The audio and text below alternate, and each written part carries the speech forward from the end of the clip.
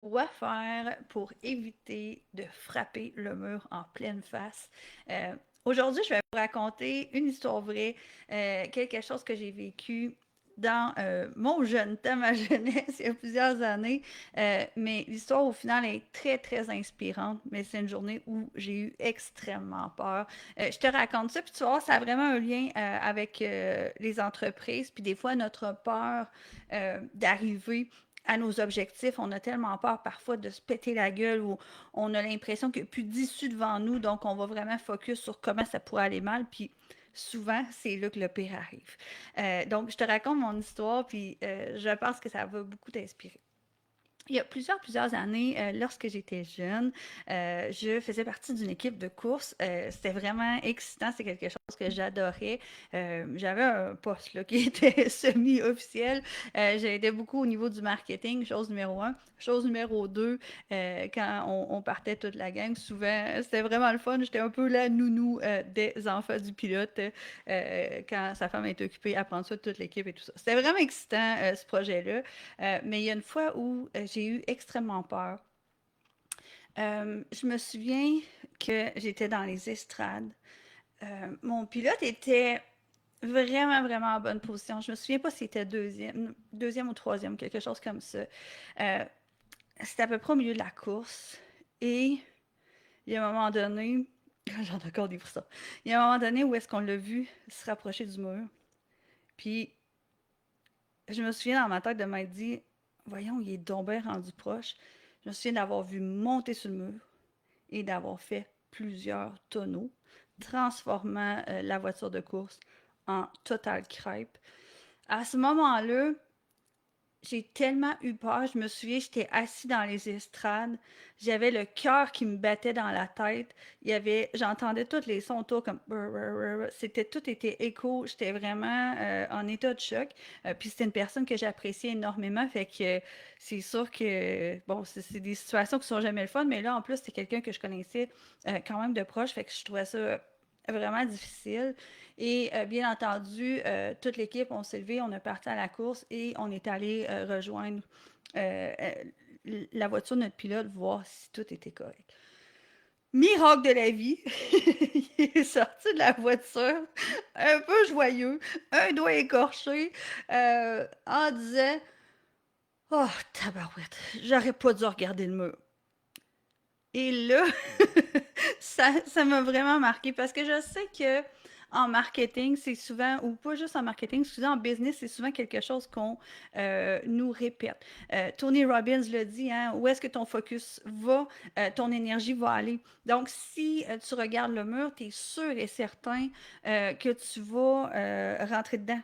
Parce que si tu cherches des raisons pourquoi tu pourrais te péter la gueule, officiellement, la vie va te montrer pourquoi tu vas te péter la gueule. Donc, au lieu de, souvent, je vous parle de transformer votre question, au lieu de dire, ben, OK, il faut que je regarde mon chemin droit en avant, puis que je reste concentrée sur les manœuvres que je dois faire.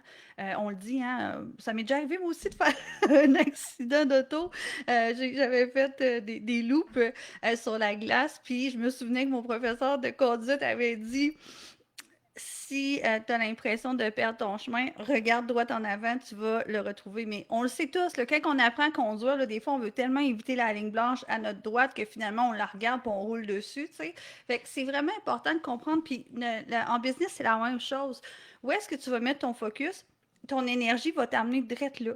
Euh, Ce qui est complètement capoté, puis j'étais tellement fière, c'est que on était à ce moment-là, c'était vraiment spécial parce qu'on était premier dans la série à ce moment-là.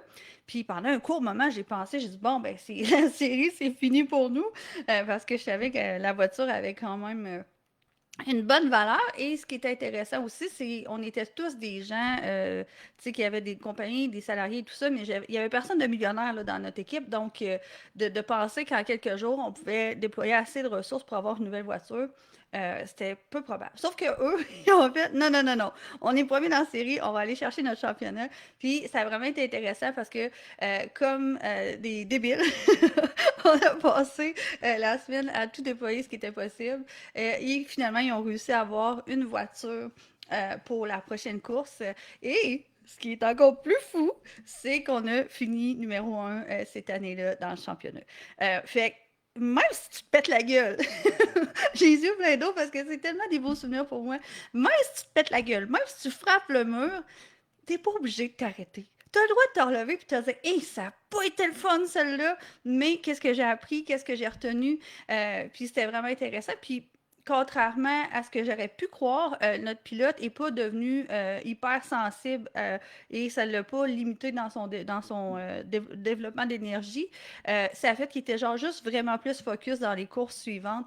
Il a vraiment, vraiment géré ça bien émotionnellement, puis on a été chercher le championnat. C'est vraiment ça que j'ai envie de vous rappeler dans votre entreprise. Là, si en ce moment vous vivez des difficultés, là, même si la montagne a l'air énorme, puis vous avez l'impression que vous n'allez pas vous en sortir, ben c'est sûr que si vous focussez sur je ne vais pas m'en sortir, ben la finalité risque d'être versus si vous êtes en mesure de juste prendre un pas de recul puis de vous dire OK, c'est quoi mes ressources? C'est quoi mes ressources pour la suite? À qui je peux demander de l'aide? Qu'est-ce que je peux mettre en place? Est-ce que je peux publier plus sur mes réseaux sociaux? Est-ce que je peux demander de l'aide à quelqu'un qui a des bons conseils? Est-ce que qu'est-ce que je peux apprendre? C'est quoi le cadeau dans la situation actuelle? Qu'est-ce que j'ai à apprendre de ça? Puis c'est là qu'on se rend compte que les gens qui vont gagner au niveau soit des Olympiques, c'est pas des gens qui ont réussi du premier coup. Ils se sont pété la gueule plein de fois.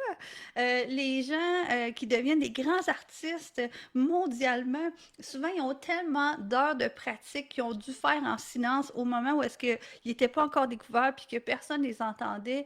Les humoristes, la même chose. Hein, combien de temps il y en a qui vont faire des tournées dans les bars avant de devenir la sensation sur les plateaux humoristique, sur la scène humoristique. Fait que c'est vraiment ça que j'ai envie de vous parler. Des fois, c'est important de vraiment surveiller notre mindset, de vraiment surveiller nos pensées, puis de se rappeler que même si on semble être dans une situation critique, ben, au fur et à mesure du chemin, on a toujours la possibilité de recadrer notre chemin.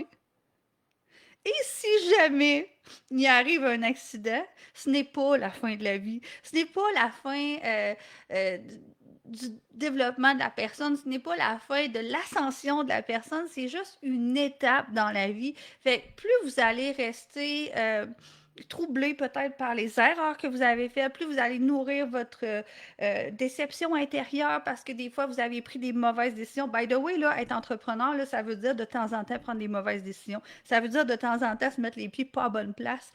On est des êtres humains. On est confectionné par essai-erreur, on est confectionné avec passion et tout ça. Puis, tu sais, même si on serait des robots, là, les robots font des erreurs aussi. Il y a des limites à plein d'affaires. Des fois, on envoie là, des vidéos là, de robots qui s'autodétruisent parce que dans voyons, la programmation, il y a quelque chose, il y a un bug qui s'est passé, puis ça finit mal. Là. Fait que Mika, il dit coucou, salut Mika. Marie est là aussi. Bonjour, bonjour. Fait que ouais, c'était une tranche de vie que j'avais envie de vous partager, puis surtout un message, un d'espoir pour vous dire, ben, c'est jamais fini. Puis l'autre chose aussi de vous rappeler de si vous regardez le mur, si vous regardez la ligne par terre que vous avez peur d'éviter, on le sait, là, on se promène en voiture, puis Mathieu est là, check le paysage, c'est beau, puis je suis comme, avec le volant, on le sait, on est tous pareils. Fait où est-ce que ton focus va, ton énergie va, puis c'est comme ça dans la vraie vie, autant dans le plan physique, puis je ne sais pas pourquoi c'est comme ça aussi dans le plan énergétique, mais c'est comme ça. C'est vraiment où est-ce que notre énergie va, le focus va, notre mindset aussi va faire qu'on est moins résilient, plus résilient, mais le fait d'être résilient va nous permettre d'essayer encore et encore et encore et d'arriver à nos objectifs. Fait que si il y a des petits ajustements à faire dans ton entreprise, c'est important d'en prendre conscience. Des fois, on a une vision qui est très, très tunnel. On veut que ça soit fait comme ça, puis au final, on aurait besoin de faire des petits ajustements pour que ça passe finalement super doux.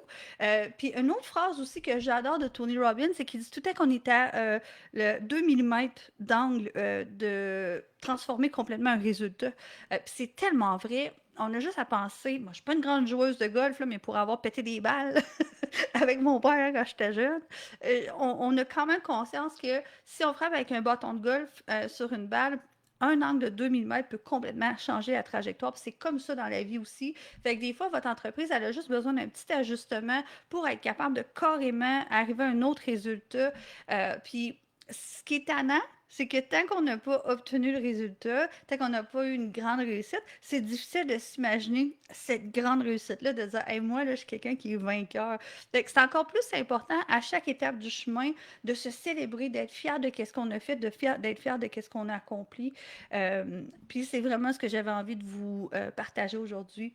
Ne regardez pas le mur que vous avez peur de frapper parce qu'il y a des bonnes chances que vous soyez direct dedans versus si vous regardez droit en avant vos objectifs puis que vous êtes en train de recalibrer votre voiture, que vous êtes en train de recalibrer vos paramètres, de où est-ce que vous devez aller, autant au niveau des métriques de chiffres, des métriques de marketing, de publicité ou peu importe, que ça peut être aussi de requalifier de la clientèle qui n'est pas toujours idéale parfois. Il y a plein de choses qu'on peut mettre en place dans une entreprise pour que du jour au lendemain, on se mette à briller de notre plein potentiel. Puis il ne faut pas sous-estimer ces choses-là. Il n'y a pas de fatalité en entreprise. Hein. La fatalité, c'est nous qui décidons de s'arrêter. C'est le seul moment parce qu'on en voit beaucoup aussi des entrepreneurs qui se pètent la gueule et qui se relèvent. Et à chaque fois qu'on se pète la gueule, ben, c'est un apprentissage. Moi-même, je me suis déjà pété la gueule de façon magistrale. Et aujourd'hui, j'en suis heureuse parce que c'est la coach. Ça fait la coach que je suis. Ça fait partie de mon bagage, tous les apprentissages que j'ai faits dans plusieurs facettes d'une entreprise. Donc voilà, c'est ce que j'avais envie de vous partager aujourd'hui. Je m'en vais avec une personne en rencontre pour mon marketing, apprendre encore plus de choses. J'ai très, très hâte. Fait que je vous souhaite une très belle journée, puis j'espère que ce live-là va vous avoir méga inspiré. Ciao, ciao!